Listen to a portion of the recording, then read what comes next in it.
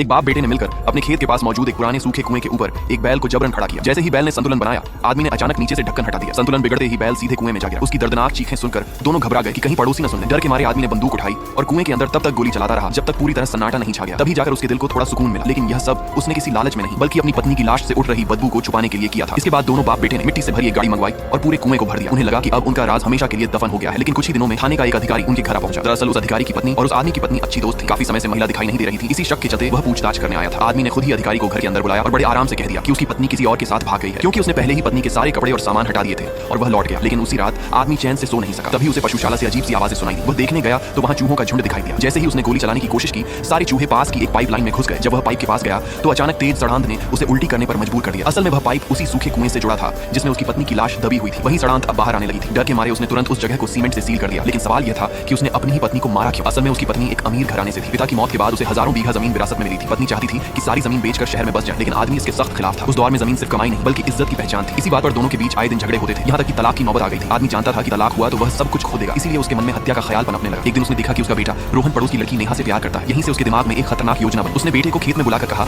कि उसकी मां जमीन बेचकर शहर चली जाएगी और फिर वह कभी नेहा से नहीं मिल पाएगा। बेटा यह सुनकर घबरा गया। तभी पिता ने उसे अपनी साजिश में शामिल कर लिया। शुरुआत में रोहन हिचकिचाया। उसने मां को रोकने की कोशिश की, लेकिन मां ने गुस्से में उसे थप्पड़ मार दिया। यही थप्पड़ रोहन के दिल में झर बन गया। पिता समझ गया कि अब सही वक्त आ चुका है। दोनों ने योजना बनाई कि पहले पिता झूठी सहमति दिखाएगा और शहर जाने के लिए मान जाएगा। पत्नी यह सुनकर बहुत खुश हो गई। उसी खुशी में उसने उस रात खूब शराब पी। उसे जरा भी अंदाजा नहीं था कि यह उसकी आखिरी रात है। जब वह पूरी तरह बेसुध हो गई तो बेटे ने तकिए से उसका मुंह दबा दिया और पिता ने चाकू से उसकी जान ले ली। फिर दोनों ने शव को सूखे कुएं में फेंक दिया और ऊपर से मिट्टी डालकर सब कुछ छुपा दिया। उन्हें लगा अब वे जमीन के अकेले मालिक बन जाएंगे। कुछ समय बाद रोहन ने नेहा से शादी की बात रखी, लेकिन पिता ने मना कर दिया। फसल खराब थी और शादी का खर्च उठाना उसके बस में नहीं था। यह सुनकर रोहन को अपनी मां की याद आई। उसे लगा अगर मां जिंदा होती तो जरूर पैसे देती। उसे अपने किए पर पछतावा होने लगा। मजबूरी में पिता ने बैंक में जमीन गिरवी रखकर पैसे निकाले, लेकिन जब वह घर लौटा तो बेटा और नेहा भाग चुके थे। सिर्फ एक चिट्ठी छोड़ गए थे। अब बेटे के बिना इतनी जमीन का भी कोई मतलब नहीं रह गया था। उधर रोहन और नेहा को कहीं काम नहीं मिला। पैसे खत्म होते ही दोनों ने गलत रास्ता अपना लिया। वे अलग अलग कस्बों में लूटपाट करने लगे और जल्द ही खबरों में छा गए। एक दिन एक ढाबे पर मालिक ने उन्हें पहचान लिया। भागते वक्त मालिक की गोली नेहा के पेट में लग गई। रोहन उसे लेकर भागा, लेकिन एक सुनसान झोपड़ी में पहुंचते पहुंचते नेहा की मौत हो गई। पूरी तरह टूट चुका रोहन भी खुद को गोली मार लेता है। कुछ समय बाद पुलिस उस आदमी के पास पहुंची और उसके बेटे की मौत की खबर दी। ये सुनते ही वह टूट गया। उसे एहसास हुआ कि उसकी लालच और जिद ने सब कुछ बर्बाद कर दिया। वह कानून से तो बच गया, लेकिन बाकी जिंदगी पछतावे में ही कट। वो गलती से न्यूक्लियर वेस्ट के पानी में गिर गया, लेकिन अजीब बात यह थी कि यही बदकिस्मती उसे लाइफ की टॉप पीक पर ले जाने वाली थी। घर पहुंचकर जैसे ही कपड़े बदलने लगा, उसका शरीर अचानक बेकाबू होकर कांपने लगा। अगले ही सेकंड उसने मुंह से एक गाढ़ा काला सा पदार्थ बाहर खांस दिया। पहले तो उसने इस पर ध्यान